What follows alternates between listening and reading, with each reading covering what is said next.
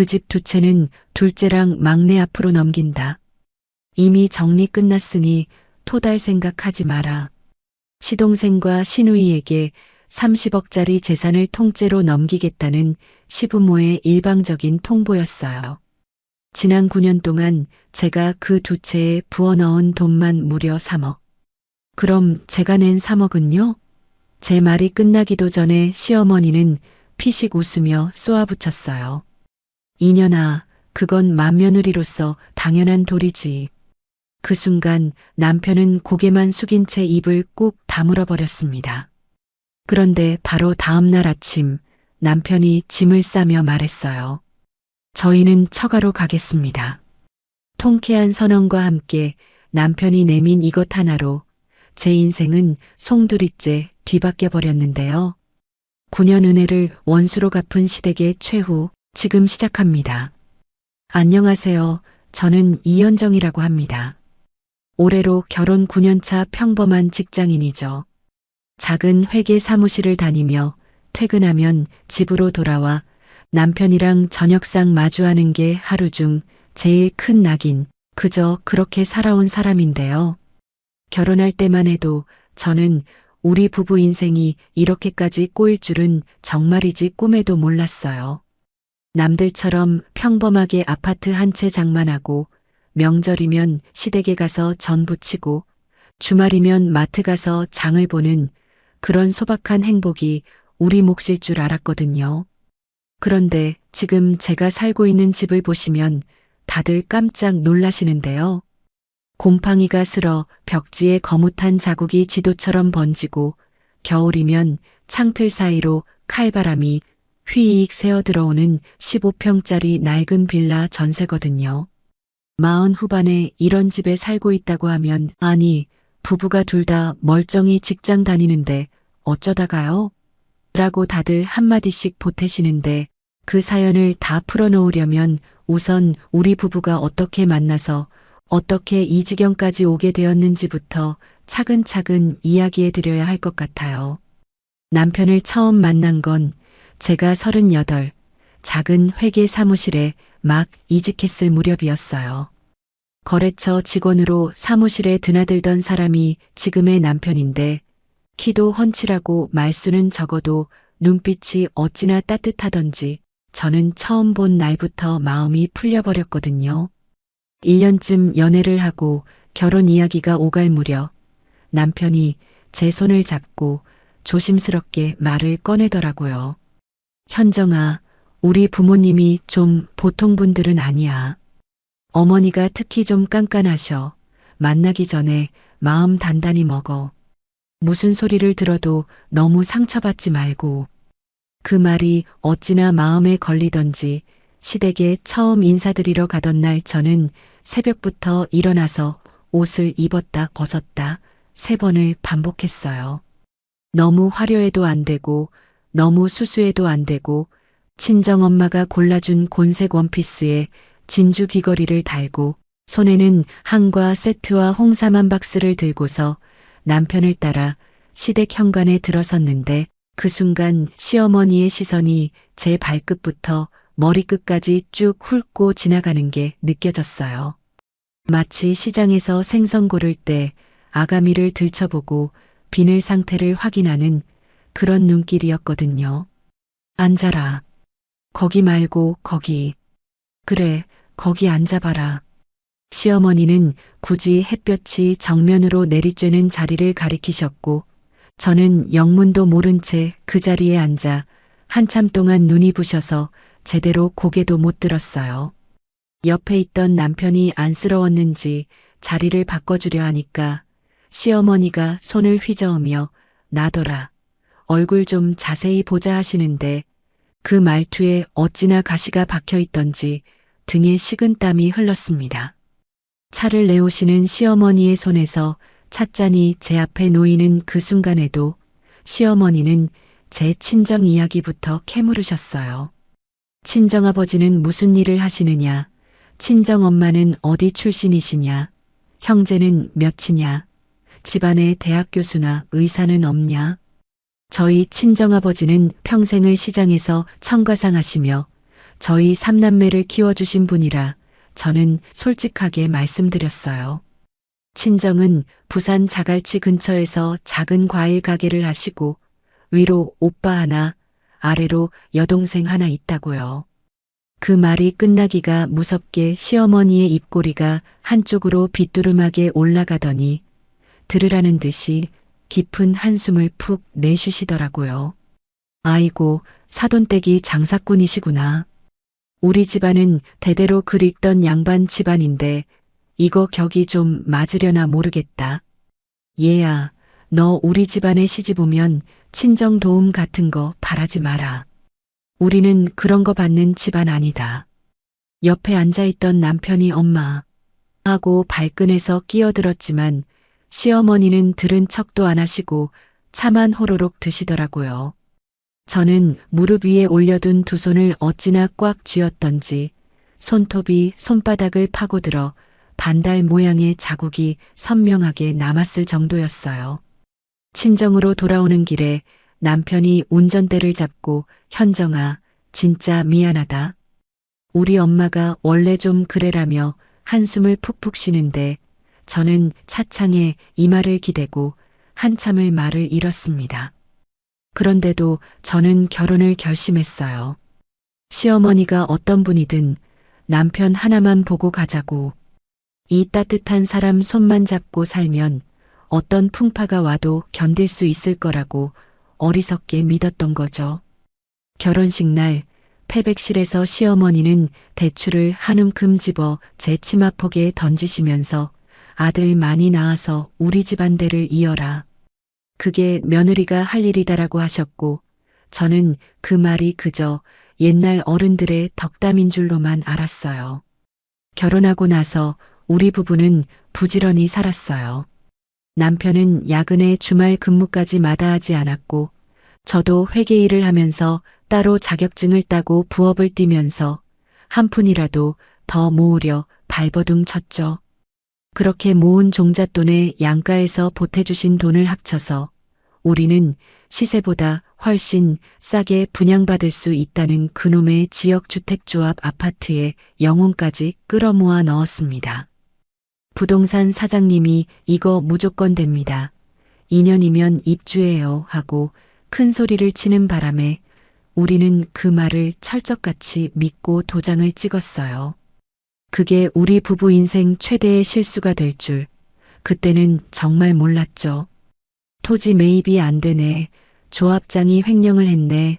시공사가 부도가 났네 하면서 착공일은 1년이 늦춰지고 2년이 늦춰지더니 어느새 9년이라는 시간이 흘러도 그 자리는 콘크리트 한 줌 없는 허허벌판 그대로였어요. 가진 돈을 몽땅 묶어둔 채로 우리는 외풍 심한 낡은 빌라로 옮겨 앉을 수밖에 없었고 통장 잔고를 들여다볼 때마다 한숨이 절로 나왔죠. 그래도 남편 월급과 제 월급을 합치면 그럭저럭 사람 구실은 하고 살 수 있었으니 우리는 이를 악물고 버텼어요. 문제는 우리가 이렇게 허덕이는 사이에도 시어머니의 전화는 끊이지 않았다는 거예요. 아가, 해운대 상가 지붕에서 물이 새서 임차인이 빠지게 생겼다. 수리비 좀 보내봐라. 아가, 양산 선산집 보일러가 또 터졌어. 어른들 제사 모셔야 하는데 어쩌면 좋니? 아가, 시아버지가 허리 디스크 수술을 해야 하는데 보험이 잘 안 나온다는구나. 처음에는 100만 원, 200만 원이었어요. 그런데 그게 한 번, 두 번 쌓이더니 어느 순간부터는 시어머니가 500만 원만 보내봐라 하시면 저는 토를 달지 못하고 통장을 깨는 사람이 되어 있더라고요. 그렇게 9년이 흐른 어느 날 가계부를 정리하다가 시어머니 계좌로 빠져나간 돈을 차근차근 더해봤는데 그 합계가 무려 3억이었어요. 우리 부부가 아파도 무슨 일이 있어도 출근하고 점심값 아끼려고 도시락 싸다니면서 변변한 옷 한 벌, 신발 한 켤레 못 사고 모았어야 할 우리 인생의 사다리 같은 돈이었죠. 그런데도 제가 그 돈을 어떻게 그렇게 꼬박꼬박 보낼 수 있었느냐 하면요. 시어머니가 돈을 받아가실 때마다 제 두 손을 꽉 잡고 눈물까지 그렁그렁 매단 채로 늘 똑같은 말씀을 하셨기 때문이에요. 아가, 이 돈은 그냥 받는 거 아니다. 다 너희 몫이야. 너희 아파트 들어가는 날 이 어미가 이자까지 톡톡히 쳐서 돌려줄 거니까 그냥 시어미한테 적금 들어두는 셈 쳐라. 큰 며느리 너 아니면 내가 어디 가서 발 뻗고 자겠니? 응? 그 다정한 손길에 그 촉촉한 눈빛에 저는 매번 마음이 풀어졌어요. 우리 아파트 입주만 하면 그때 가서 한꺼번에 돌려주신다니까. 그게 마치 시어머니라는 든든한 은행에 맡겨둔 적금처럼 느껴졌거든요. 그런데 한 달 전쯤부터였어요. 어딘가 이상한 기운이 스멀스멀 올라오기 시작한 게요. 평소에는 한 달에 한두 번 큰 액수로 정중하게 부탁하시던 시어머니가 갑자기 며칠 간격으로 전화를 걸어오시는 거예요. 현정아, 이번 한 번만 아가 시누이 카드값 좀 하시면서 50만 원, 100만 원짜리 푼돈을 자꾸자꾸 빌려달라고 하시더라고요. 평소에 안부 전화 한 통 없던 시누이까지 갑자기 옳게 언니하면서 들러붙는데 그 어색함에 등골이 다 서늘하더라고요. 이상한 낌새를 가장 먼저 알아챈 건 남편이었어요. 그날 저녁 제가 또 송금하려고 핸드폰을 만지작거리고 있는데 퇴근하고 들어오던 남편이 제 손목을 덥석 잡았어요. 그 손에 어찌나 힘이 들어가 있던지 손목이 다 얼얼할 정도였죠. 하지마. 뭔가 분위기가 이상해. 절대로 단 10원도 더 보내지 마. 평소에 제 일에 일일이 간섭하지 않던 남편이 굳은 얼굴로 못을 박는 게 정말 처음이었어요. 그러고 며칠이 지난 토요일 아침 시어머니에게서 전화가 왔습니다. 그런데 그 목소리가 평소랑 사뭇 다른 거예요. 아가, 오늘 점심에 식구들 다 모일 거니까 꼭 와라. 갈비찜도 하고 회도 떴다. 빈손으로 와도 좋으니까 그냥 와, 응? 빈손으로 와도 좋다니. 평소 같으면 정육점에서 한우 좀 끊어오너라 하시던 분이 빈손이라니요. 시어머니의 그 지독한 짠순이 성격을 9년 동안 겪어온 저로서는 그 상차림 자체가 어떤 불길한 신호처럼 느껴졌어요. 등줄기가 서늘하게 식어가는데 옆에서 통화 내용을 듣던 남편의 표정이 일순간 딱딱하게 굳더라고요. 가야지. 가서 봐야겠어. 시댁으로 향하는 차 안에서 남편은 한마디도 하지 않았습니다. 신호대기로 차가 멈춰 설 때마다 핸들을 꽉 쥔 손에 핏줄이 붉어지도록 힘을 주었다, 풀었다, 반복하는데 9년을 살을 맞대고 산 사람이라 저는 그 미세한 떨림 하나도 놓치지 않았어요. 평생 산전수전 다 겪은 사람의 손이 부모님 집을 향하면서 떨리고 있다니. 그게 무슨 의미인지 그때는 미처 깨닫지 못했죠. 현관문이 열리는 순간 갈비찜의 진한 간장 냄새와 잡채의 고소한 참기름 냄새가 와락 코를 찔렀어요. 거실 한가운데 떡하니 차려진 8인용 교자상 위로 평소에는 명절에도 잘 안 올라오던 진수성찬이 가득 펼쳐져 있었거든요. 그리고 그 식탁을 빙 둘러앉은 시아버지와 시동생 내외, 시누이까지. 평소 자기들끼리도 잘 안 모이던 사람들이 한날 한시에 다 모여있는 광경에 저는 신발도 채 벗지 못하고 현관에 우두커니 서 있을 수밖에 없었습니다. 아이고, 우리 큰며느리 왔구나. 어서 들어와라.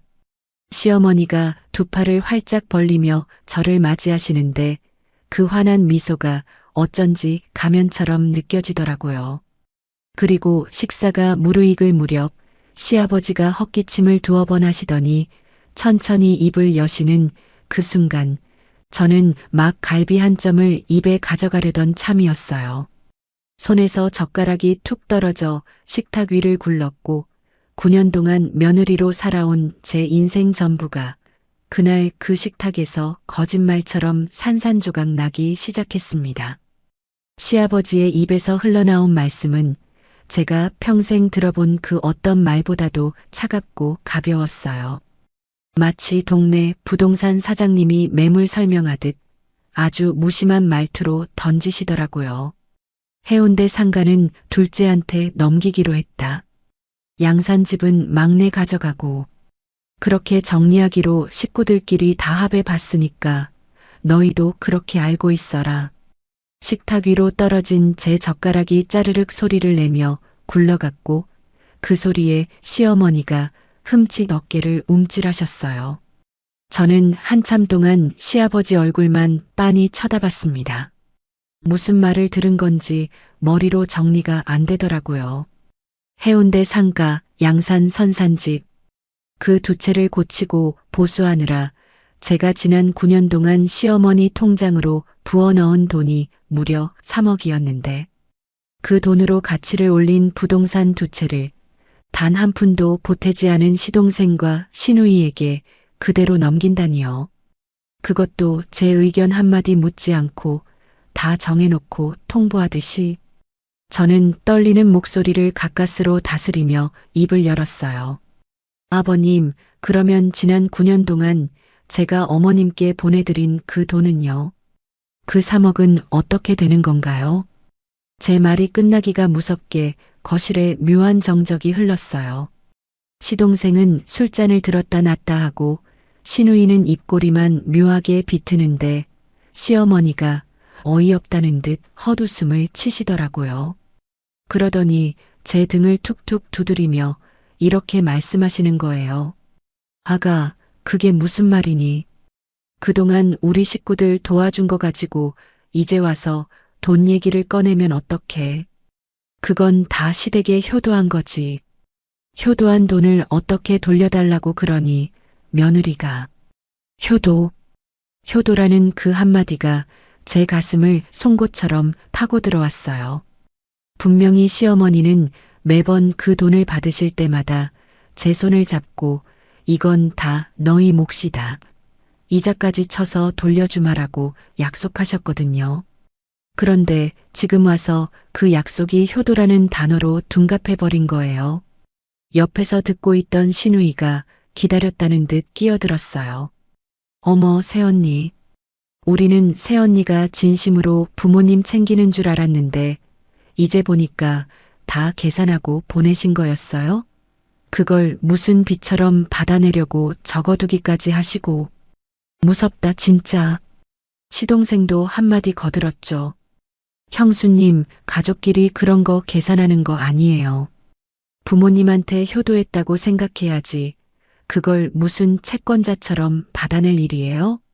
저는 그 자리에서 숨이 막혀 한참을 말을 잇지 못했어요. 입술이 바들바들 떨리는 게 제 눈에도 보일 정도였죠.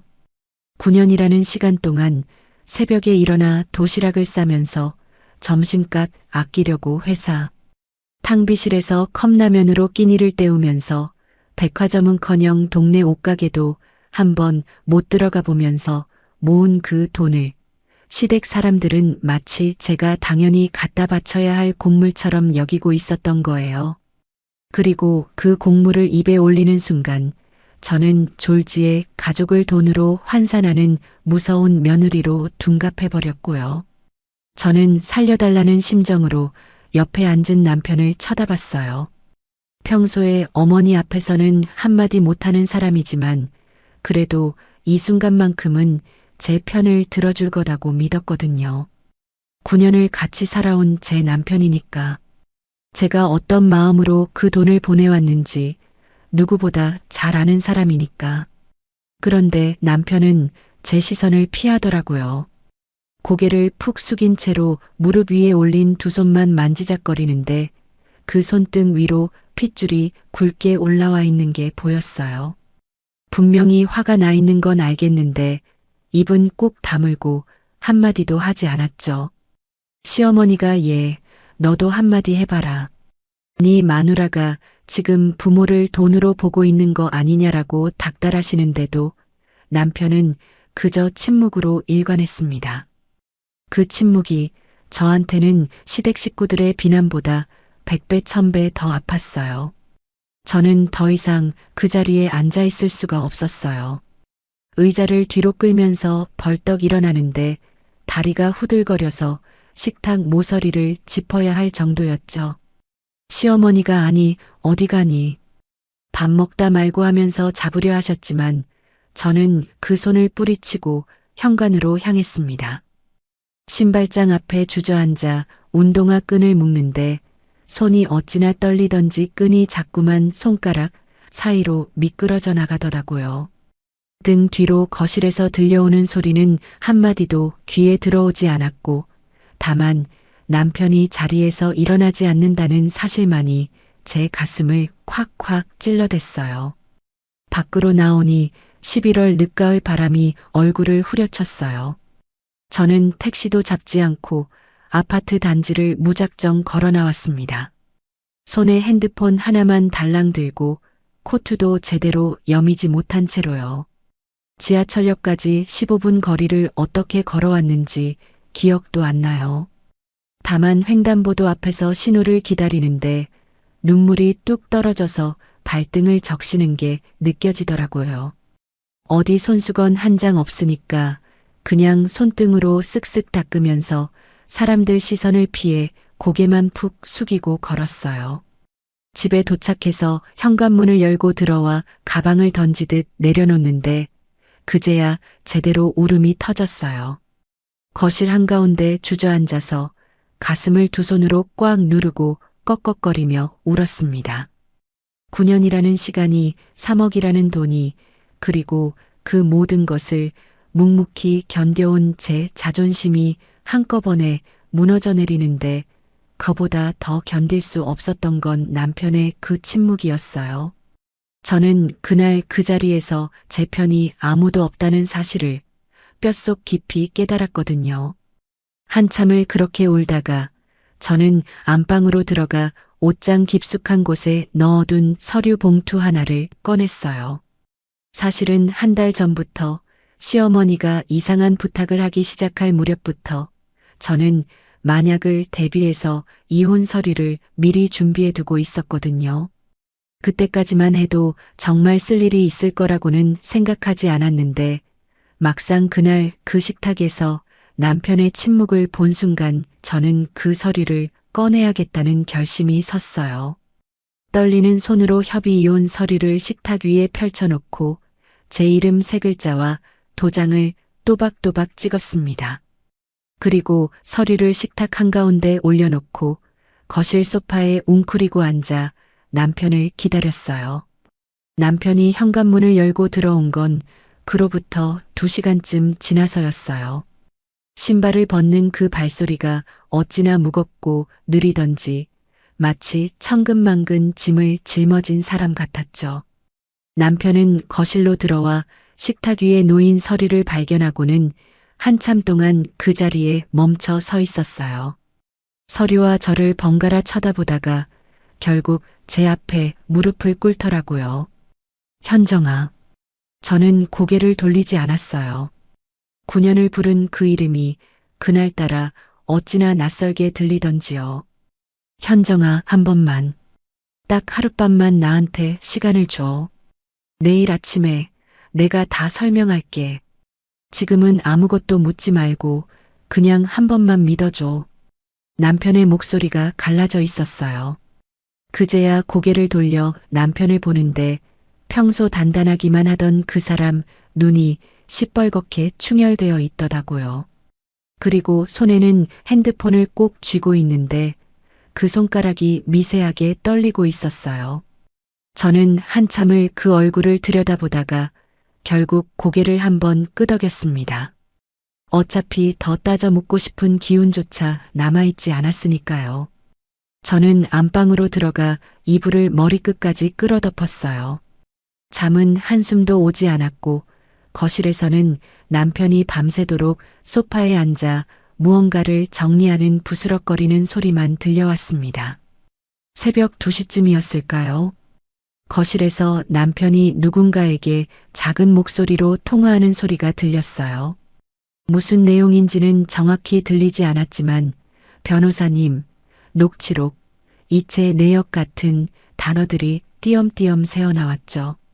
저는 그 단어들이 무슨 의미인지 머리로 헤아릴 여유도 없이 그저 베개에 얼굴을 묻고 새벽이 오기만을 기다렸어요. 다음 날 아침 제가 거실로 나왔을 때 남편은 이미 옷을 갈아입고 식탁 앞에 앉아 있었어요.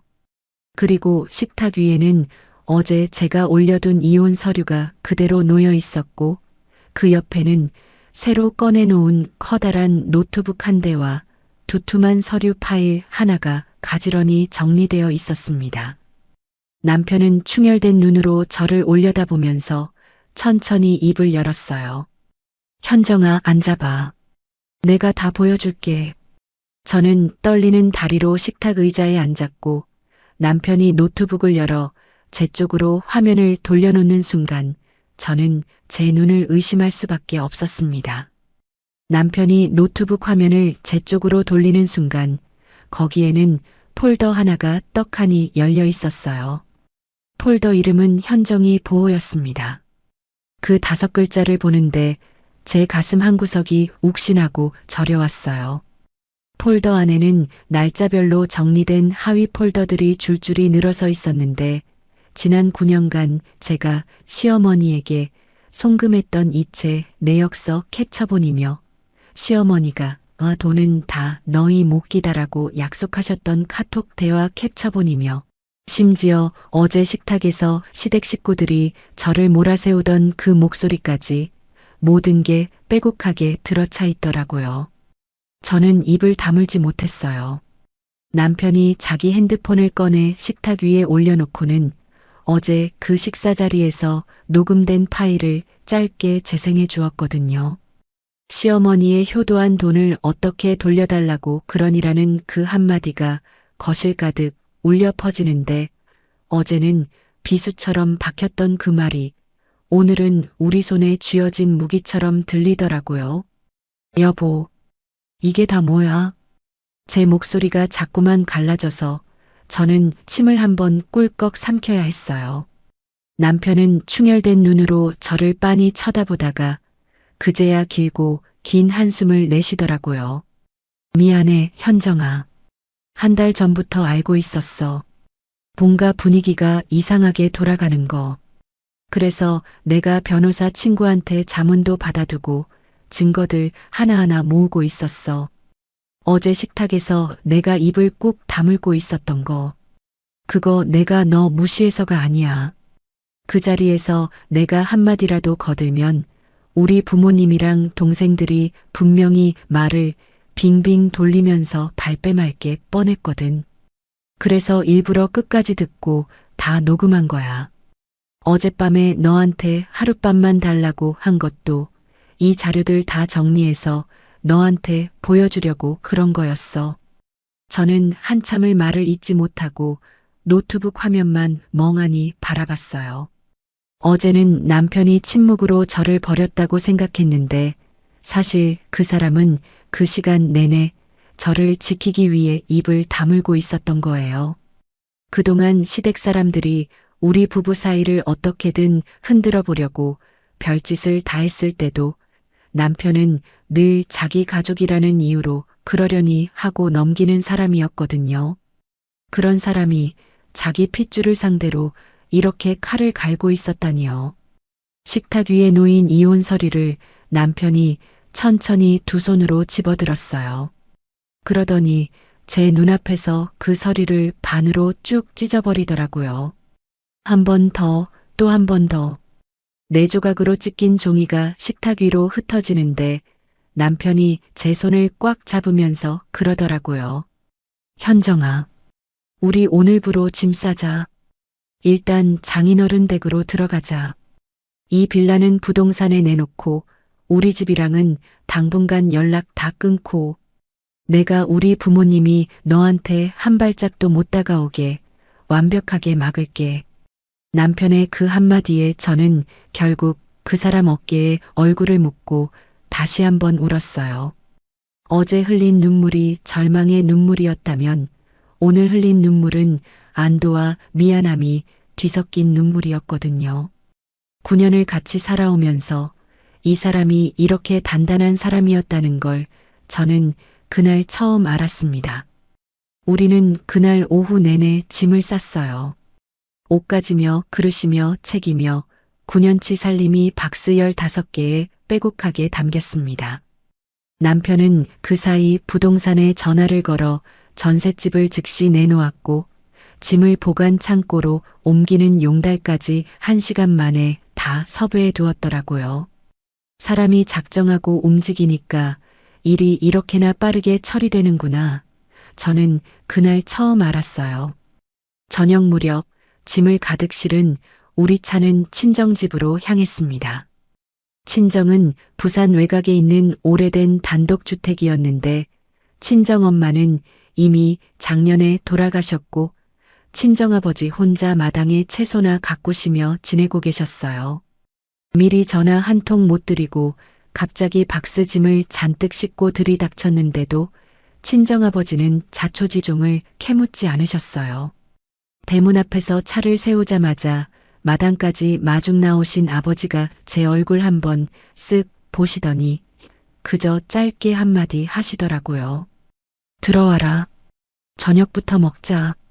부엌으로 들어가니 아버지는 이미 가스레인지 위에 묵은지 고깃국을 끓이고 계셨어요. 김이 모락모락 올라오는 그 국 냄새를 맡는데 그날따라 그 익숙한 냄새가 어찌나 사무치던지 저는 식탁 의자에 앉자마자 또 한 번 눈물이 차오르더라고요. 친정아버지는 제 앞에 밥그릇을 놓아주시면서 옆에 앉은 남편을 한 번 쓱 쳐다보셨어요. 그러더니 평소 말씀 잘 안 하시는 분답지 않게 또박또박 사위에게 이렇게 말씀하시더라고요. 이서방, 자네가 우리 딸을 데리고 들어왔으니 나는 자네를 믿네. 그런데 한 가지만 짚고 가세. 우리 딸이 자네 시댁이랑 친정 사이에서 총알바지가 되는 꼴은 이 늙은 애비가 절대로 두고 보지 않을 거네. 그 점은 명심해 두게. 남편은 들고 있던 숟가락을 내려놓고 친정아버지께 정중하게 고개를 숙였어요. 장인어른, 현정이가 더는 한마디도 모욕당하는 일 없도록 제가 책임지고 맡겠습니다. 저는 그 두 남자가 식탁 너머로 서로의 눈을 마주보는 그 짧은 순간을 평생 잊지 못할 것 같아요. 아버지의 단단한 눈빛과 남편의 흔들림 없는 눈빛이 마주치는데 그 자리에서 무언가 단단한 약속이 오가는 게 느껴졌거든요. 그날 밤 저는 친정의 작은 방에 누워서 핸드폰을 들여다보다가 깜짝 놀랐어요. 시댁 단톡방에 메시지가 수십 개씩 쌓여 있었거든요.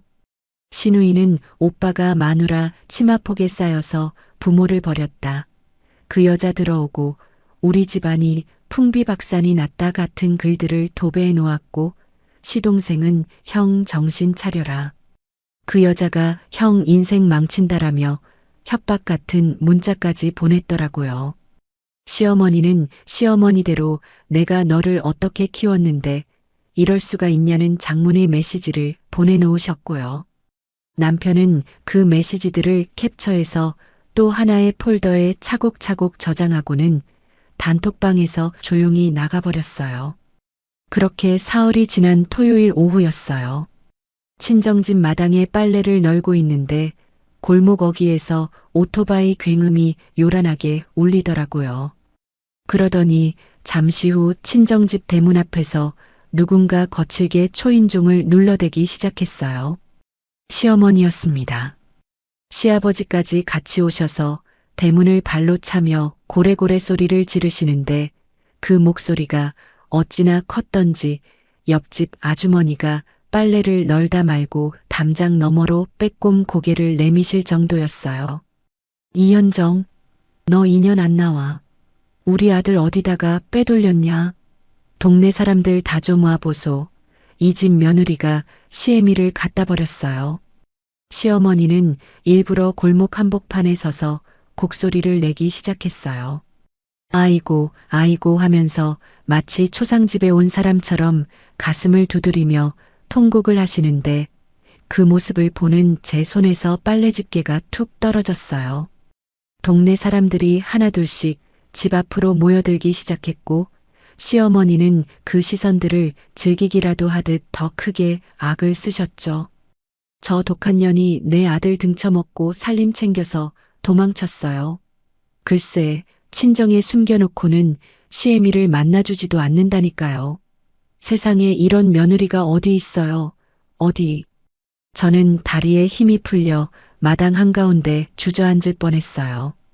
시어머니가 일부러 동네 여론전을 펼치고 계시다는 걸 모르는 바 아니었지만 막상 눈앞에서 저런 광경을 마주하니 머리가 새하얘지더라고요. 그때 거실에서 신문을 보시던 친정아버지가 천천히 일어나시는 게 보였어요. 그리고 그 뒤를 따라 남편도 굳은 표정으로 마당으로 성큼성큼 걸어나가더라고요. 남편이 대문을 열어젖히는 순간 시어머니는 기다렸다는 듯 남편의 팔을 붙잡고 매달리셨어요. 아이고, 내 아들아, 너 정신 차려라. 저 여우 같은 년이 너 다 망쳐놨다. 남편은 어머니의 손을 천천히 하지만 단호하게 떼어내며 한 발짝 물러섰어요. 그러더니 동네 사람들이 다 듣도록 오히려 시어머니보다 더 큰 목소리로 또박또박 외치는데 그 목소리에 어찌나 차가운 칼날이 서려 있던지 저까지 등골이 서늘해질 정도였습니다. 어머니, 며느리 피땀 9년 동안 빨아먹어서 3억 가져가시고 이제 와서 모른 척 하시는 그 입. 동네 사람들 앞에서 한 번 더 열어보세요. 그 입에서 무슨 소리가 나오는지 제가 다 녹음해서 변호사한테 가져갈 테니까요. 사기죄가 뭔지 이번에 제대로 한번 배워보시죠. 남편의 그 한마디에 마당 한복판이 찬물 끼얹은 듯 조용해졌고 시어머니의 입이 그대로 굳어버렸어요. 방금 전까지 저를 폐륜 며느리로 몰아세우며 곡소리를 내시던 시어머니의 얼굴이 한순간에 누렇게 변하면서 입꼬리가 바들바들 떨리기 시작하더라고요. 시아버지는 헛기침을 2번 하시면서 시어머니의 팔을 잡아 끄셨고 그제야 정신이 드신 시어머니가 황급히 손사래를 치셨어요. 아니 얘, 어디서 그런 말도 안 되는 소리를. 사기는 무슨 사기. 며느리가 시댁에 효도한 거지. 그게 어떻게 사기가 되니. 그러자 마당 안에서 천천히 걸어 나오신 친정아버지가 대문 앞에 떡 버티고 서시더라고요. 평생 시장에서 청가상을 하며 거친 일을 해오신 분이라 손은 굳은 살이 가득하고 어깨는 떡 벌어진 분인데 그날따라 그 모습이 어찌나 든든해 보이던지요.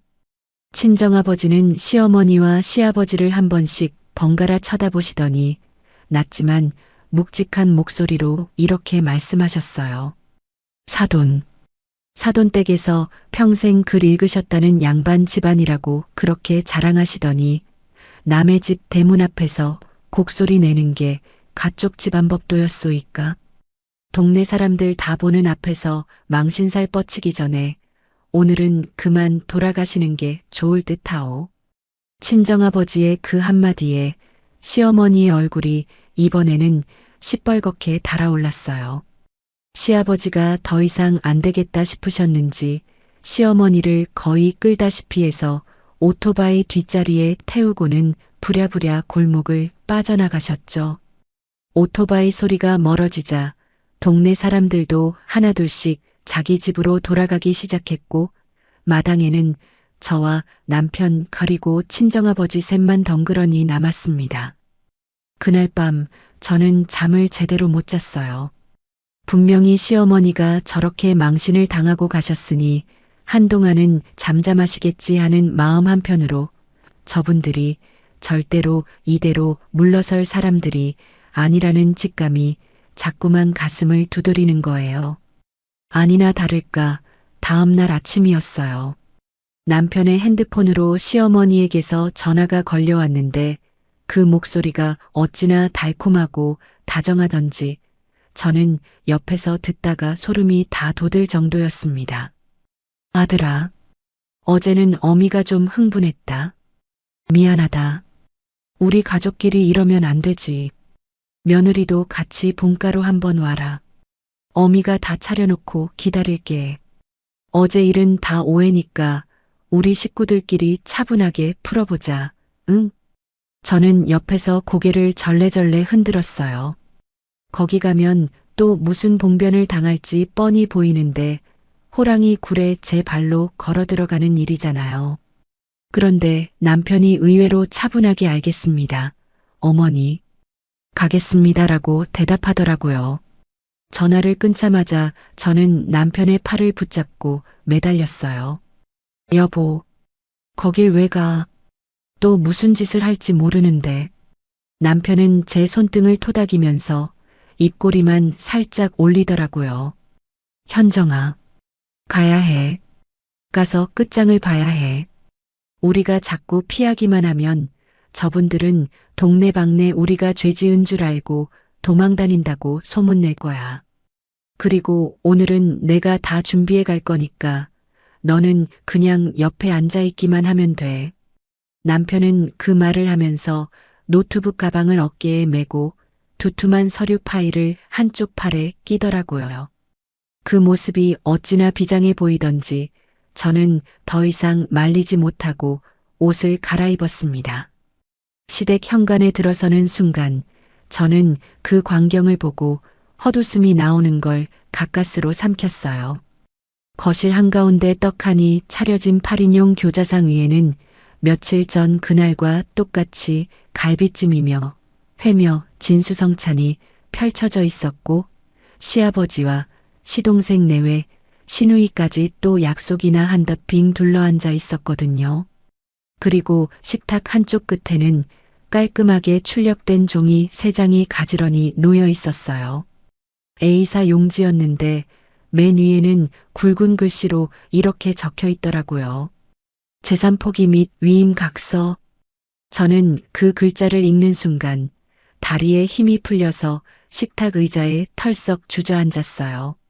사람들이 정말 이렇게까지 뻔뻔할 수가 있구나. 어제 그 난리를 치고도 오늘 또 이런 종이 쪼가리를 들이밀 수가 있구나 싶어서 입에서 절로 헛웃음이 새어나오는데 그 웃음이 어찌나 서글프던지요. 시동생이 능글맞은 웃음을 흘리며 저에게 펜을 건네더라고요.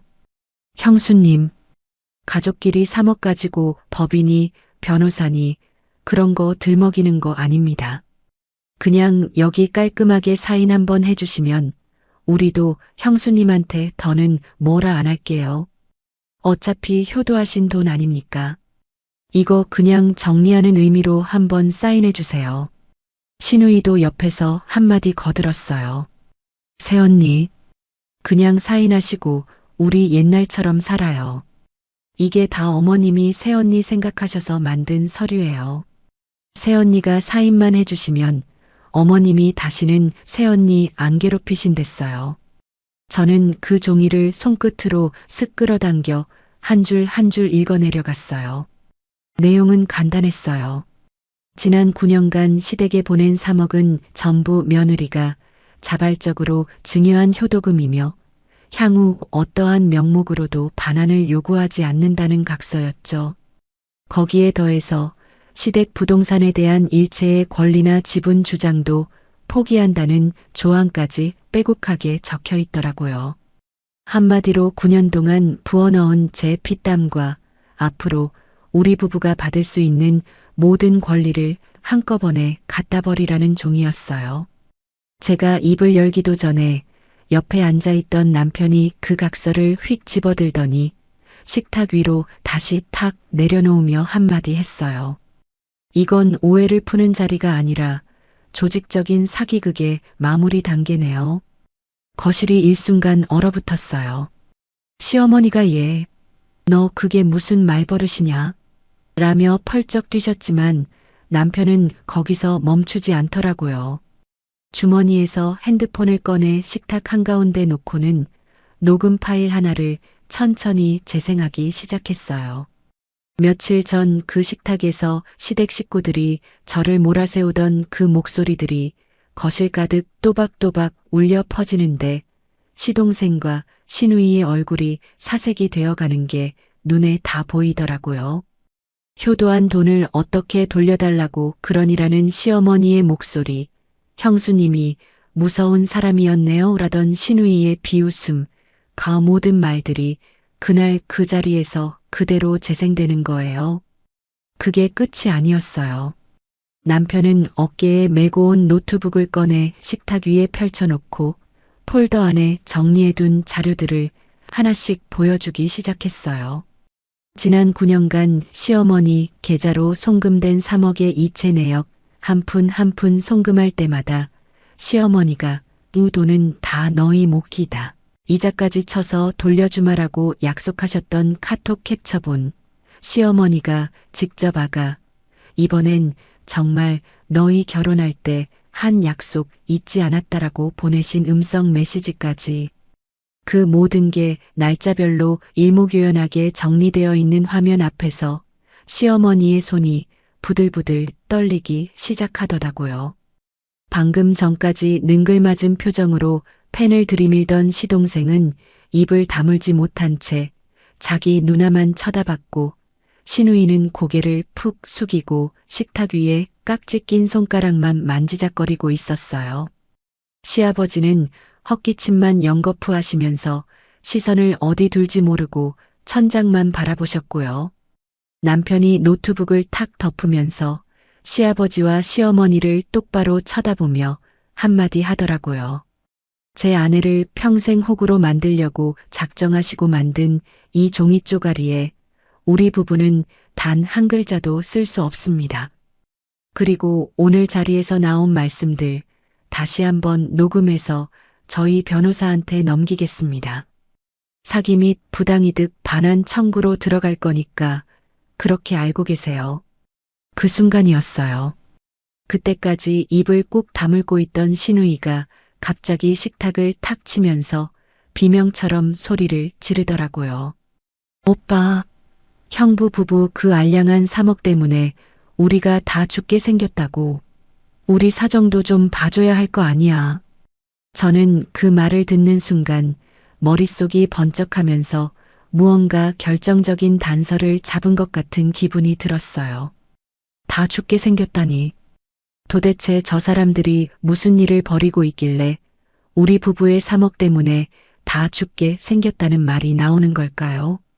신우이의 그 비명 같은 외침이 거실에 떨어진 순간 시어머니가 황급히 신우이의 입을 손으로 틀어막으셨어요. 예, 입 다물어 하시는데 그 다급한 손짓 자체가 이미 무언가를 숨기고 있다는 증거였죠. 남편과 저는 서로 눈빛을 한번 주고받았고 그날은 더 캐묻지 않고 시댁을 빠져나왔어요. 어차피 그 자리에서 캐물어봤자 저분들이 순순히 털어놓을 리도 없었고 무엇보다 그날 우리가 가져간 증거 앞에서 시댁 식구들이 사색이 된 그 표정만으로도 일단 첫 번째 라운드는 우리가 이긴 셈이었으니까요.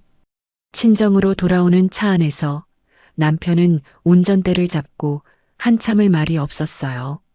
신호대기로 차가 멈춰 설 때마다 깊은 숨을 한 번씩 내쉬는데 그 숨소리에서 분노가 채 가시지 않은 게 느껴지더라고요. 저는 조수석에 앉아 차창 밖으로 흘러가는 부산 시내 풍경을 바라보며 어쩐지 이 모든 게 끝이 아니라 이제 막 시작이라는 불길한 예감이 들었어요. 시어머니라는 분이 어떤 사람인지 9년을 며느리로 살면서 누구보다 잘 알고 있었거든요. 본인 잘못이 들통나는 순간 절대로 가만히 있을 뿐이 아니라는 걸요. 그리고 그 예감은 그날 밤부터 현실이 되어 저를 덮쳤어요. 자려고 누웠다가 핸드폰을 한번 들여다봤는데 카톡 알림이 수십 개씩 쌓여 있더라고요. 친정 쪽 이모들이며 결혼식 때 인사드렸던 시댁 친척 어르신들이며 심지어 제 회사 동료까지 메시지를 보내놓았는데 그 내용을 하나하나 읽어내려가는데 손이 부들부들 떨리기 시작했어요. 현정아, 너 이번에 시댁이랑 돈 문제로 크게 싸웠다며? 시어머니가 페이스북에 다 올리셨던데 정말 그렇게까지 한 거니? 옳게 시이모님이 가족 단톡방에 올리신 글 봤어요. 진짜 그런 거예요? 어떻게 시부모님한테 그런 식으로 돈을 받아내려고 하셨대요? 저는 떨리는 손으로 시어머니의 페이스북 페이지를 열어봤어요. 그 순간 머리가 띵하면서 눈앞이 뿌얘지더라고요. 시어머니가 장문의 글을 올려놓으셨는데 거기에는 제가 마치 시댁 재산을 노리고 결혼한 못된 며느리처럼 9년 동안 시부모님께 돈을 빌려드린 척 적어두고 이제 와서 그 돈을 빚처럼 받아내려고 협박하는 페르나처럼 그려져 있었거든요. 9년이라는 시간 동안 시어머니가 제 손을 잡고 이 돈은 다 너희 몫이다라고 약속하셨던 그 다정한 목소리는 그 글 어디에도 없었어요. 다만 며느리가 처음부터 우리 집안 재산을 탐냈다. 효도하는 척하면서 뒤로는 차용증을 쓰자고 요구했다. 이번에는 시아버지 명의 부동산까지 자기 앞으로 돌려달라고 협박하더라는 새빨간 거짓말들만 빼곡하게 채워져 있더라고요. 저는 핸드폰을 떨어뜨릴 뻔했어요. 거실에서 텔레비전을 보고 계시던 친정아버지가 제 방으로 들어오시는데 아버지 손에도 핸드폰이 들려 있었어요. 누군가가 그 글을 캡처해서 친정아버지에게까지 보내놓은 모양이었죠. 아버지는 평생 살면서 얼굴 한번 붉히신 적 없는 분인데 그날따라 입술이 새하얗게 질려 있었어요. 현정아, 이게 다 뭐냐? 저는 아무 말도 못하고 그저 아버지 가슴에 얼굴을 묻고 울었어요. 이른이 가까운 우리 친정아버지가 동네에서 무슨 망신을 당하실까? 시장에서 만나는 단골 손님들이 우리 아버지를 어떤 눈으로 볼까? 그 생각만 하면 가슴이 찢어지는 것 같았거든요. 평생을 새벽 4시에 일어나 청과상 트럭을 몰고 다니시며 저희 3남매를 키워주신 분인데 그 늙으신 어깨에 시댁 거짓말의 무게까지 얹어드린 것 같아서 너무 죄송해서 차마 고개를 들 수가 없었습니다. 거기서 끝이 아니었어요. 그 다음날 아침 출근해서 자리에 앉자마자 회사 인사팀 팀장님이 저를 따로 부르시더라고요. 회의실에 들어갔는데 팀장님 손에 익명으로 회사에 들어온 투서 봉투가 들려 있었습니다. 이 대리, 오해는 안 하셨으면 좋겠어요. 그런데 이런 투서가 들어와서 일단 본인한테 사실 확인은 해야 할 것 같아서 불렀습니다. 투서 내용은 시어머니의 페이스북 글에서 한 발 더 나간 모함이었어요. 제가 회사 거래처에서 받은 리베이트를 시댁에 송금해왔다는 거짓말, 회계 사무실에서 일하면서 고객사 자금을 횡령했다는 말도 안 되는 누명까지 도대체 어디까지 상상의 나래를 펼친 건지 입을 다물지 못할 정도였습니다. 저는 그 자리에서 한참 동안 아무 말도 못했어요. 무슨 말을 어디서부터 어떻게 변명해야 할지 머릿속이 새하얘져서 그저 입술만 자꾸 깨물었거든요. 회사 화장실로 들어가 변기칸 문을 잠그자마자 저는 결국 입을 틀어막고 꺽꺽거리며 울었어요. 9년이라는 시간 동안 시어머니께 갖다 바친 그 돈도 모자라서 이제는 제 직장에서의 명예까지 짓밟히고 있었거든요. 화장실 천장에 형광등이 윙윙거리며 깜빡이는 소리가 마치 제 머릿속에서 울리는 소리 같았어요. 핸드폰을 꺼내 남편에게 전화를 걸었는데 첫 마디부터 목이 콱 막혀서 말이 나오지를 않더라고요. 여보, 나 지금 회사 화장실인데. 회사에 익명투서가 들어왔대. 시댁에서 한 짓이야. 나 미치겠어. 나 지금 당장 시댁 가서 머리채라도 잡고 와야겠어. 남편은 짧게 거기 가만히 있어. 내가 갈게라고만 하고 전화를 끊었어요. 40분쯤 지났을까요? 회사 1층 로비에서 남편이 저를 기다리고 있었는데 작업복도 아니고 깔끔한 셔츠 차림으로 와서는 저를 보자마자 말없이 꼭 안아주더라고요. 사람들 시선이 다 우리한테 쏠리는 게 느껴졌지만 남편은 신경 쓰지 않았어요. 한참을 그렇게 안고 있다가 제 어깨를 두 손으로 잡고 똑바로 쳐다보면서 그러더라고요. 현정아, 지금 네가 거기 가서 머리채 잡고 욕 한마디 내뱉으면 저 사람들이 짜놓은 판에 그대로 빠지는 거야. 저 사람들은 지금 네가 흥분해서 똑같이 진흙탕에 뛰어들기를 기다리고 있는 거라고. 그러면 나중에 법정 가서 며느리도 똑같이 행패 부렸다. 우리만 잘못한 게 아니다라고 빠져나갈 구멍을 만드는 거야. 우리는 절대 그 함정에 빠지면 안 돼. 저는 그 말이 머리로는 이해가 되면서도 가슴이 자꾸만 부글부글 끓어올라서 견디기가 힘들었어요. 그런데 남편이 자기 핸드폰을 꺼내서 보여주는데 거기에는 시어머니가 올린 페이스북 글이며 시누이가 친척 단톡방에 뿌린 조작된 카톡 캡처본이며 회사로 들어온 익명투서 봉투의 사진까지 모든 게 일자별로 캡처되어 또 하나의 폴더에 차곡차곡 정리되어 있더라고요. 그 폴더 이름은 명예훼손이었어요. 이게 다 명예훼손이고 허위사실 유포야. 저 사람들이 지금 입을 열면 열수록 우리한테는 칼이 한 자루씩 더 쥐어지는 거야. 우리는 지금 피눈물을 흘리더라도 한마디도 받아치지 않고 그냥 묵묵히 증거만 모아야 해. 그게 우리가 이기는 길이야. 남편의 목소리는 차분했지만 제 손을 꽉 쥔 그 손은 미세하게 떨리고 있었어요.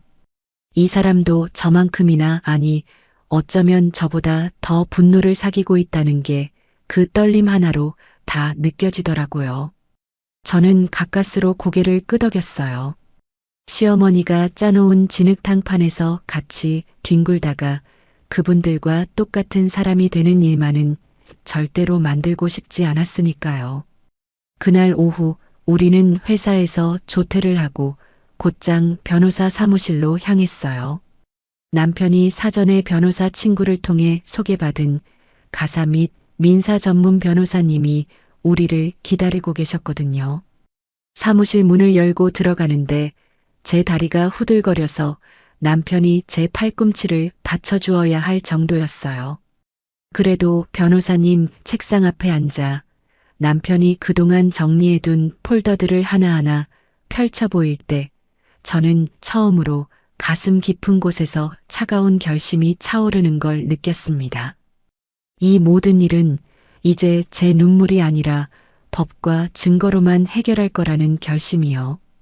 변호사님은 자료를 1시간 가까이 꼼꼼하게 살피시더니 안경을 벗으시고 우리 부부를 번갈아 쳐다보면서 짧게 한마디 하셨어요. 이 정도면 부동산 처분 금지 가처분부터 들어가시죠. 시간이 없습니다. 그 한마디에 저는 가방 안에 있던 손수건을 꺼내 마지막 눈물을 꾹꾹 닦았어요. 이제부터는 울지 않기로 결심했죠. 변호사님의 그 한마디가 떨어진 다음 날 아침, 남편과 저는 곧바로 일을 시작했어요. 변호사 사무실을 통해 해운대 상가 건물과 양산 선산집 두 채에 대한 부동산 처분 금지 가처분 신청서와 분쟁 고지서를 동시에 접수했거든요. 가처분이라는 게 뭐냐 하면 분쟁 중인 부동산을 함부로 팔거나 명의를 옮기지 못하도록 법원이 임시로 묶어두는 제도예요. 변호사님이 서류 접수증을 우리에게 건네주시면서 그러시더라고요. 법원에서 가처분이 인용되는 데까지 보통 며칠 걸립니다. 그동안 시댁에서 어떤 식으로든 부동산을 처분하려고 발버둥 칠 거니까 마음 단단히 잡으셔야 합니다. 그 말씀이 떨어지기가 무섭게 바로 그날 오후부터 시댁에서 난리가 났어요. 남편 핸드폰으로 시동생과 시누이가 번갈아 가며 전화를 걸어대기 시작했는데 받지 않으니까 문자로 카톡으로 미친 사람들처럼 메시지를 쏟아붓더라고요. 형, 도대체 무슨 짓을 한 거야? 등기소에 가처분이 걸렸다는 게 무슨 소리야? 오빠, 우리 다 죽이려고 작정한 거야. 당장 전화 받아. 핸드폰 화면이 끊임없이 깜빡거리는데 그 다급함이 비명처럼 느껴질 정도였어요. 저는 식탁 의자에 앉아 그 메시지들을 가만히 들여다보다가 문득 며칠 전 시댁 거실에서 신우이가 비명처럼 외쳤던 그 말이 다시 떠올랐어요. 우리가 다 죽게 생겼다고. 그 한마디가 자꾸만 머릿속에서 맴도는데 저분들이 우리 부부 3억 때문에 죽게 생긴 게 아니라는 직감이 자꾸만 가슴을 두드리는 거예요. 분명히 무언가 다른 사정이 있다. 우리가 모르는 무언가가 저 집안에서 골마 터지고 있다. 그런 확신이 점점 굳어져 갔습니다. 그리고 그 의문에 대한 답은 사흘 뒤 한 통의 카톡 영상으로 우리에게 도착했어요. 남편 핸드폰으로 모르는 번호에서 영상 파일 하나가 전송되어 왔는데 알고 보니 시댁이 사는 아파트 같은 라인 아래층에 사시는 아주머니였더라고요. 결혼식 때 인사드린 분이라 남편 번호를 알고 계셨는데 도저히 안 되겠다 싶으셨는지 영상을 몰래 찍어 보내주신 거예요. 영상을 재생하는 순간 저는 입을 다물지 못했어요. 시댁 아파트 현관 앞에 검은 양복을 입은 사내들 대여섯 명이 진을 치고 서 있는데 그중 한 명이 시동생의 멱살을 잡고 흔들면서 고래고래 소리를 지르고 있더라고요. 야, 이 새끼야. 너 이번 달 이자 또 안 갚으면 우리가 어떻게 한다고 했어. 내 어미 아비 다리 몽둥이를 부러뜨리든가 아니면 이 집을 통째로 가져가든가 둘 중에 하나라고 했지. 이번이 마지막 경고야. 시아버지가 가온에 슬리퍼 차림으로 그 사내들 앞에 무릎이라도 꿇으실 듯 굽실거리시고 시어머니는 그 옆에서 곡소리를 내며 매달리는데 영상 속 그 모습이 어찌나 처참하던지 저는 한참을 핸드폰만 들여다봤어요. 평생 양반 집안이라고 거들먹거리시던 분들이 사채업자 발 앞에서 굽실거리는 그 모습이라니요. 남편이 옆에서 그 영상을 함께 보고는 식탁을 주먹으로 쾅 내리치더라고요. 역시 그랬구나. 그래서 그랬던 거야. 남편이 변호사님 사무실로 전화를 걸어 시동생 신용정보 조회와 신우이가 운영한다는 모임의 자금 흐름을 추가로 알아봐 달라고 부탁했어요. 변호사님의 인맥을 통해 며칠에 걸쳐 확인된 사실은 그야말로 우리가 상상도 못한 막장 드라마였습니다. 시동생은 몇 년 전부터 코인이며 주식 선물에 손을 댔다가 가진 돈을 다 날린 것도 모자라 수억 대의 불법 사채까지 끌어쓴 상태였어요. 이자에 이자가 붙어서 원금의 2배 가까이 되는 돈을 사채업자들이 받아내려고 시댁집을 들락거린 지 벌써 몇 달째였다는 거예요. 시아버지가 며느리한테 통보하듯 해운대 상가는 둘째에게 넘긴다고 하셨던 그 말의 진짜 의미는 사채업자들에게 그 상가를 넘기기 위한 마지막 처분 절차였던 거였어요. 9년 동안 제가 수리비라는 명목으로 부어넣은 돈으로 가치를 올려놓은 그 상가를 시동생 빚구덩이를 메우기 위해 팔아치우려 했던 거죠. 신우이는 신우이대로 가관이었어요. 동네 아주머니들 상대로 다단계 비슷한 갯돈 모임을 몇 개 굴리고 있었는데 그 돈을 본인 명품 가방이며 해외여행이며 생활비로 다 빼다 써버린 거예요. 갯돈을 부어넣은 동네 분들이 슬슬 만기가 되어 돈을 돌려달라고 닥달하기 시작하니까 신우이는 야반도주를 결심한 상태였고 도망가기 직전에 그 펑크난 구멍을 양산선산집을 팔아 메꾸려 한 거였어요. 시아버지가 양산집은 막내에게 넘긴다라고 했던 그 한마디 안에는 그렇게 끔찍한 사연이 숨어 있었던 겁니다. 이 모든 사실이 하나씩 퍼즐처럼 맞춰지는데 저는 한참 동안 식탁 앞에 앉아 멍하니 천장만 올려다봤어요. 시어머니가 9년 동안 제 손을 잡고 이 돈은 다 너희 몫이다라고 약속하셨던 그 다정한 목소리. 그 목소리 뒤에 숨어있던 진짜 얼굴이라니요. 결국 시부모님은 두 자식의 끔찍한 범죄와 빚구덩이를 메우기 위해 며느리의 9년 피땀을 마치 통장 잔고 빼내듯이 빼다 써오신 거였어요. 그러고도 모자라서 며느리가 정성을 다해 가치를 올려놓은 부동산 2채까지 자식들 빚 청산에 갖다 바치려 한 거고요. 저는 그 자리에서 한참을 울었어요. 분해서 운 게 아니에요. 9년 동안 시어머니가 보내주신 그 다정한 카톡들, 명절마다 제 손을 잡고 우리 큰며느리가 효녀야라고 하시던 그 목소리, 제가 송금할 때마다 정말 고맙다. 이 은혜는 꼭 갚을게라고 보내주시던 그 음성 메시지. 그 모든 게 다 거짓이었다는 사실이 너무 허망해서 차라리 처음부터 미워하고 거리를 두었다면 이렇게까지 무너지지는 않았을 텐데 싶어서 그 허무함에 눈물이 멈추질 않았어요. 부동산 가처분이 법원에서 인용된 그날 밤 시동생에게서 또다시 전화가 걸려왔어요. 이번에는 남편 핸드폰이 아니라 제 핸드폰으로요. 받지 않으려다가 저는 일부러 통화 녹음을 켜고 스피커폰으로 전화를 받았습니다. 수화기 너머로 시동생의 거친 숨소리가 한참 동안 이어지더니 곧이어 거의 흐느낌에 가까운 목소리가 들려왔어요. 형수님, 한 번만 살려주세요. 가처분 풀어주세요. 나 이번 주 안에 이자 못 갚으면 진짜 부모님까지 다치세요. 형수님이 신이 아니라는 거 알아요. 그런데도 한 번만 가족이라고 생각하시고 한 번만요. 저는 핸드폰을 식탁 위에 올려놓고 차분하게 한마디만 했어요. 도련님, 9년 동안 제가 어머님한테 보내드린 돈 3억. 그 돈 도련님 빚 갚는 데 쓰신 거 맞죠? 솔직하게 말씀하셔야 저도 도울지 말지 생각이라도 해보겠어요. 수화기 너머로 한참 동안 침묵이 흘렀어요. 그러더니 시동생이 작은 목소리로 그러더라고요. 몇 번은요. 어머니가 형수님한테 받은 돈으로 제 이자 메꿔주신 거 맞아요. 그 한마디가 또 하나의 결정적인 증거로 우리 손에 쥐어진 셈이었습니다. 그리고 며칠 뒤 더 충격적인 일이 벌어졌어요. 사채업자들에게 쫓기며 한계에 몰린 시누이가 본인이 살기 위해 시어머니를 배신한 거예요.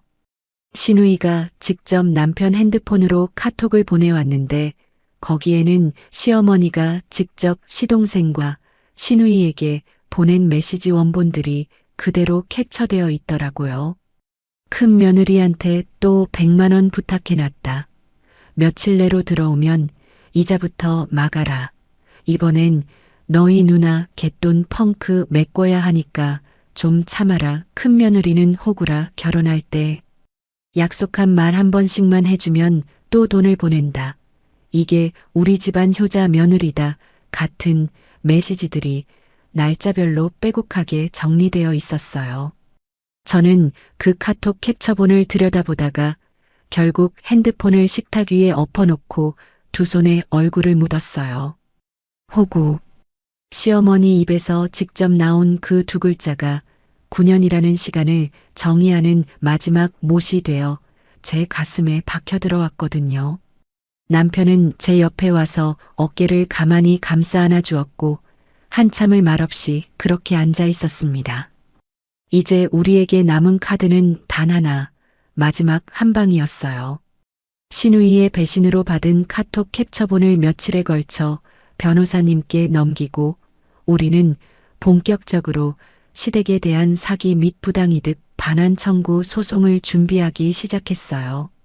그런데 이 모든 사태를 묵묵히 지켜보시던 친정아버지가 어느 날 저녁 식탁 앞에 앉아 저와 남편을 번갈아 쳐다보시더니 천천히 입을 여시더라고요. 현정아, 이서방. 내가 한 가지 더 알아본 게 있다. 친정아버지는 평생을 부산 자갈치 시장에서 청가상을 하시면서 시장 사람들이며 구청 직원들이며 부동산 사장님들이며 부산 바닥에 모르는 사람이 없을 정도로 발이 넓으셨거든요. 신우이의 카톡이 도착한 그날 밤부터 아버지는 따로 양산 쪽 부동산에 인맥을 동원해서 그 선산집의 등기부등본과 부속 서류들을 샅샅이 뒤지고 다니셨다는 거예요. 저는 그 사실을 그날 처음 알았어요. 양산 그 선산집 말이다. 그게 시아버지 개인 명의로 되어 있긴 한데 등기부등본 갑구를 보니 1980년대에 종친회에서 신탁 형태로 명의만 시아버지 앞으로 넘겨둔 거더라. 원래는 그 집안 가문의 종중 땅이야. 제사 모시고 선영 관리하라고 종친회에서 관리인 자격으로 시아버지한테 명의를 맡겨둔 거지. 그러니까 시아버지는 그 땅을 자기 마음대로 팔거나 명의를 옮길 권한이 애초에 없었던 거다. 아버지의 그 말씀에 저는 들고 있던 숟가락을 그대로 떨어뜨렸어요. 남편도 입을 다물지 못한 채 한참 동안 아버지 얼굴만 빤히 쳐다보더라고요. 결국 시아버지는 자기 소유도 아닌 가문의 종중 땅을 신우이의 갯돈 펑크를 막기 위해 종친회 어른들 몰래 서류를 꾸며 팔아치우려 했다는 얘기였어요. 그건 단순한 사기를 넘어서 종친회 어른들에 대한 명백한 횡령이고 배임이었습니다. 친정아버지가 책상 서랍에서 두툼한 서류 봉투를 꺼내 식탁 위에 올려놓으셨어요. 그 안에는 양산 선산 일대의 토지 등기부등본 원본부터 1980년대 종친회 회의록 사본, 종중 토지 신탁 약정서의 부속 서류까지 우리가 평생 가도 손에 넣을 수 없을 것 같은 자료들이 빈탐없이 정리되어 있었어요.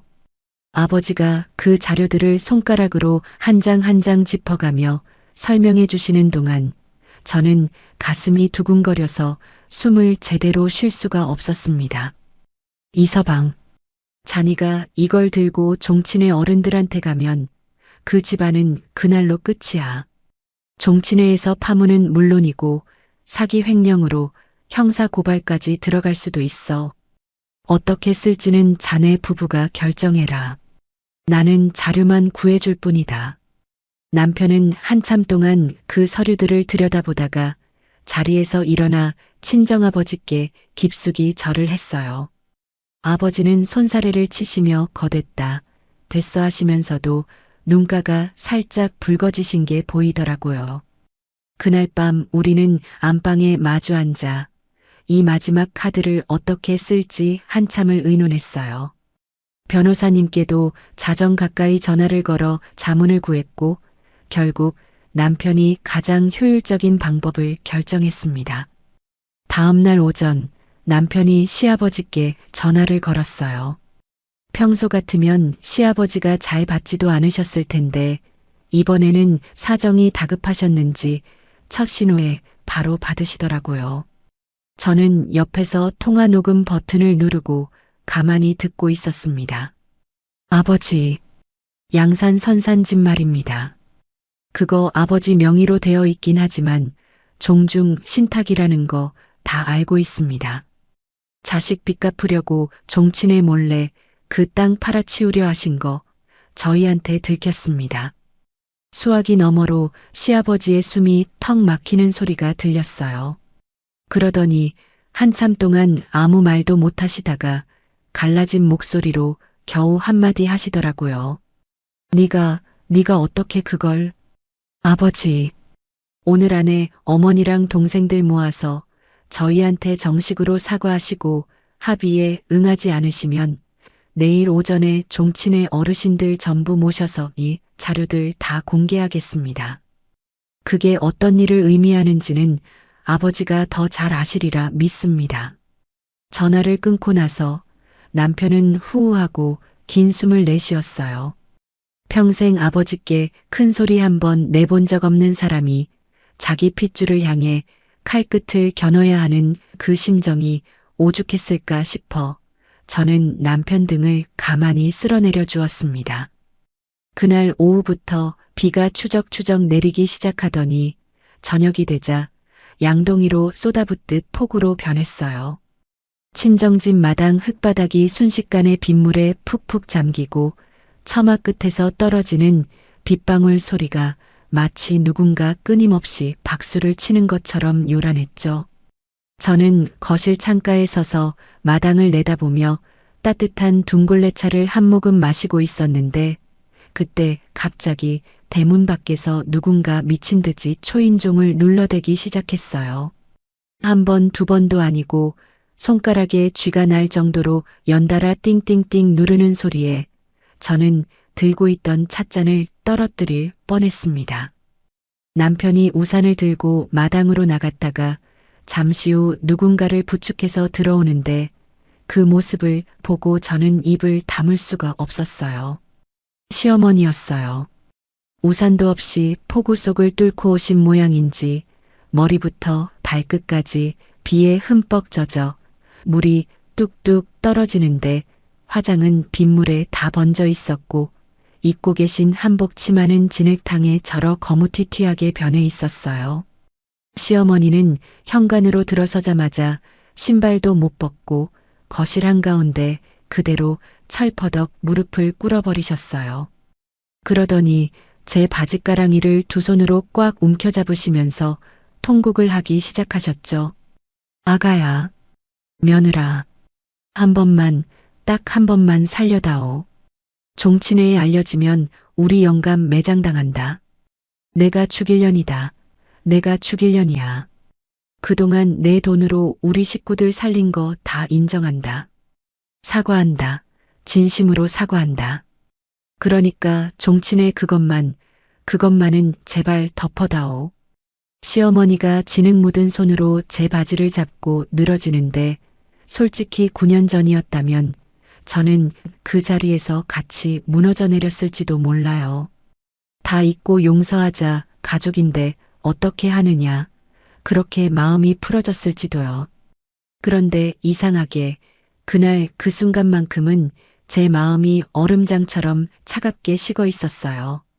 시어머니가 흘리시는 그 눈물이 진심으로 저에게 미안해서 흘리는 눈물이 아니라는 걸 너무도 또렷하게 알 수 있었거든요. 저는 무릎을 살짝 굽혀 시어머니와 눈을 마주쳤어요. 가까이서 보니 시어머니의 눈동자에는 슬픔이나 후회가 아니라 그저 자기 남편이 종친회에서 매장당할까봐 두려워하는 그 공포만이 가득 차 있더라고요. 평생 양반 집안이라고 거들먹거리며 사신 시아버지가 종친회 어른들 앞에서 망신을 당하시면 시어머니 본인의 자리도 함께 무너지니까요. 그러니까 시어머니가 지금 흘리시는 이 눈물은 저에게 미안해서가 아니라 본인들이 누려온 그 알량한 자리가 흔들릴까봐 흘리시는 거짓 눈물이었던 거예요. 저는 시어머니의 손을 천천히 그러나 단호하게 떼어냈어요. 어머니가 지금 흘리시는 그 눈물 저한테 흘리시는 거 아니잖아요. 어머니 자리, 아버님 체면 그게 무너질까봐 흘리시는 거지요. 저는 그 눈물에 이런 어치의 진심도 없다는 거 너무 잘 알겠어요.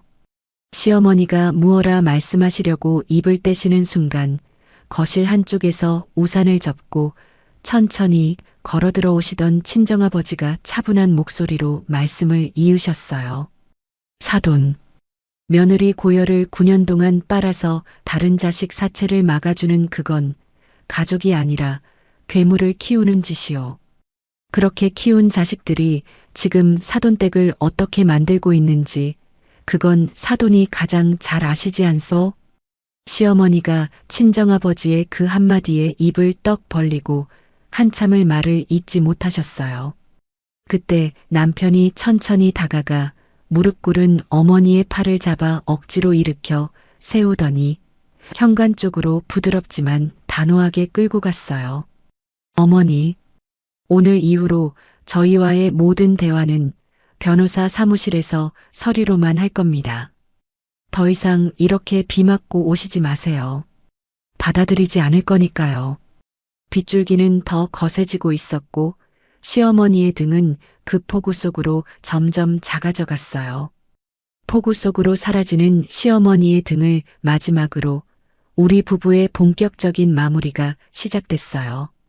그날 밤 남편은 변호사님께 곧장 연락해서 시댁 식구들과의 최종 합의 자리를 잡았습니다. 다만 그 자리에 우리만 가는 게 아니라 친정아버지 인맥으로 어렵게 모신 종친의 어르신 세 분을 증인으로 함께 모셨어요.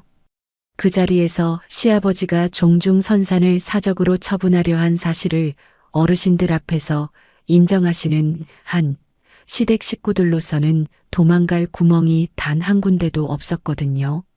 합의 당일 변호사 사무실 회의실에 들어서는 시댁 식구들의 얼굴은 며칠 전 진수성찬을 차려놓고 능글거리시던 그분들과는 완전히 다른 사람들이었어요. 시아버지는 머리가 며칠 새 더 하얗게 새신 듯 푸석푸석하셨고 시어머니는 눈밑이 거무튀튀하게 꺼져서 폭삭 늙으신 모습이었어요. 시동생은 면도도 못한 얼굴로 어깨를 잔뜩 움츠리고 있었고 시누이는 시누이대로 평소 그 도도하던 모습은 온데간데 없이 종친의 어르신들 앞에서 고개를 푹 숙인 채 앉아 있었습니다. 남편이 회의실 상석에 앉아 차분하지만 얼음장처럼 단단한 목소리로 우리 부부가 제시한 4가지 조건을 또박또박 읽어내려갔어요. 첫째, 지난 9년간 시댁으로 송금된 3억 원을 이자까지 더해 전액 반환할 것. 둘째, 종중선산은 즉시 종친의 어르신들의 관리하에 원상복구할 것.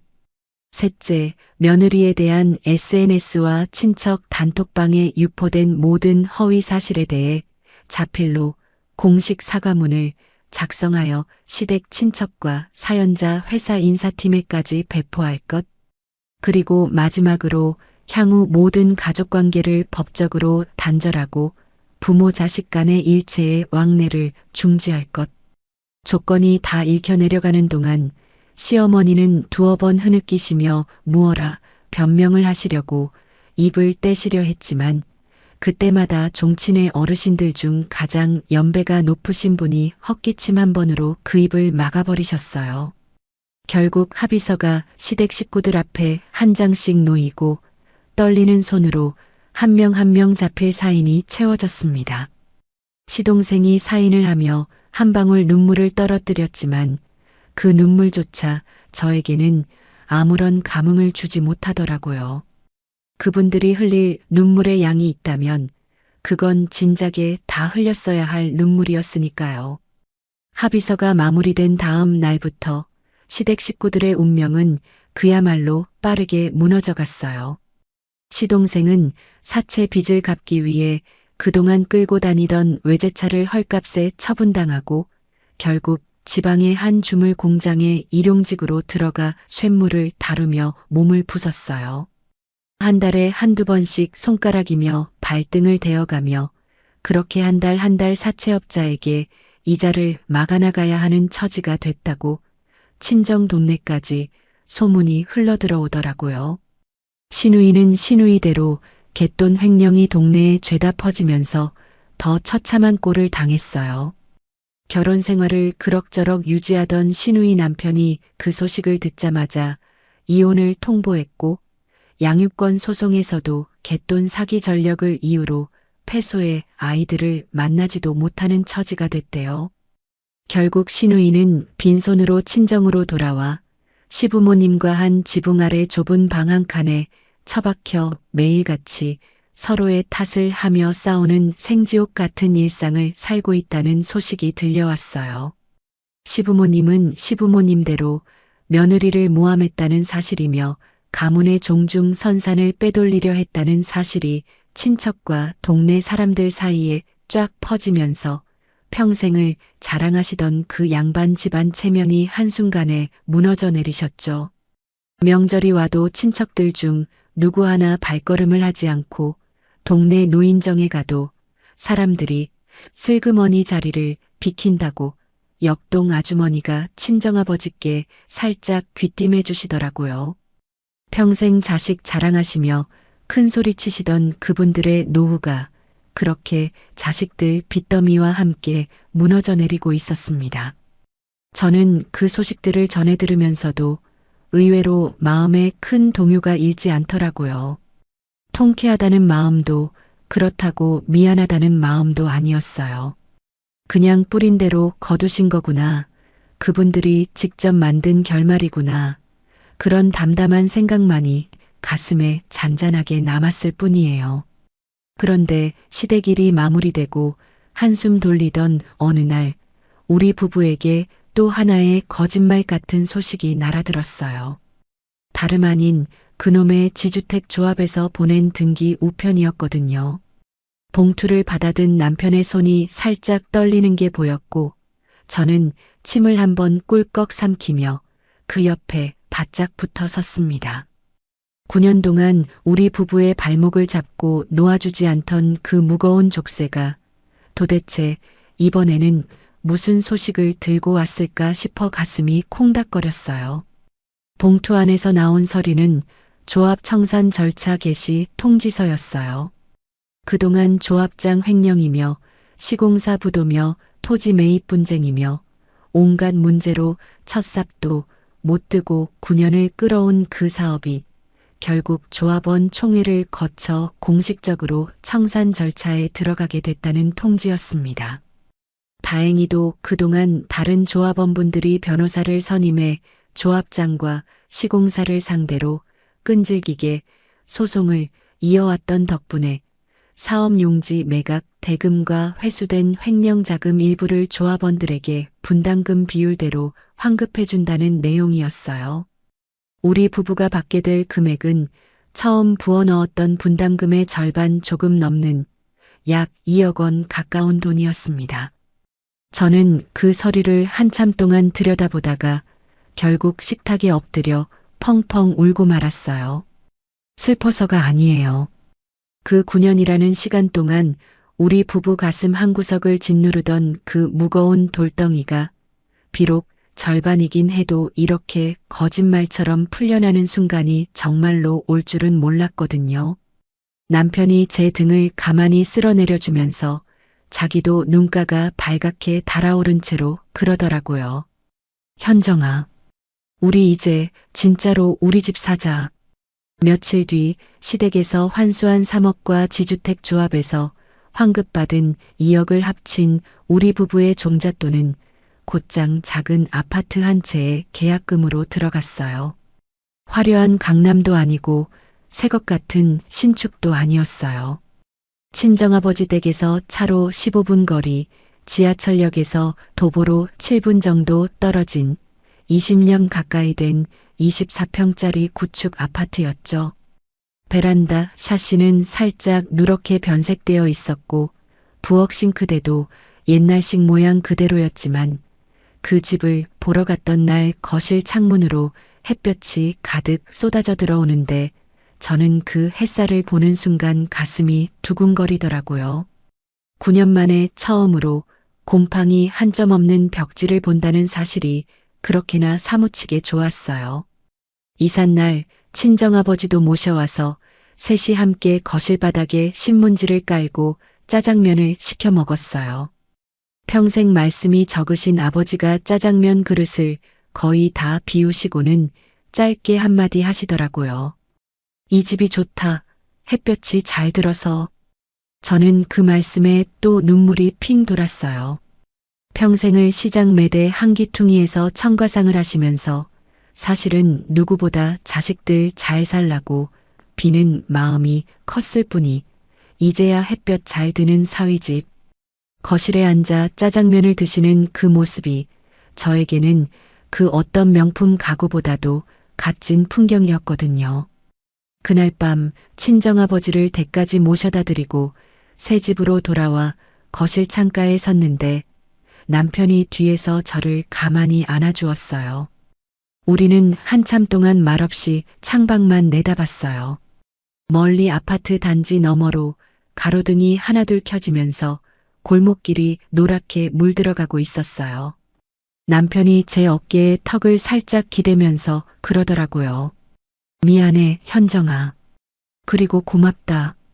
끝까지 내 손 놓지 않아줘서 저는 더 이상 누군가의 며느리도 누군가의 호구도 아니었어요. 그저 제 손으로 일군 작은 집 한 채에서 사랑하는 남편과 든든한 친정아버지의 응원을 받으며 새로운 하루를 시작하는 48살 이현정이라는 한 사람일 뿐이었죠.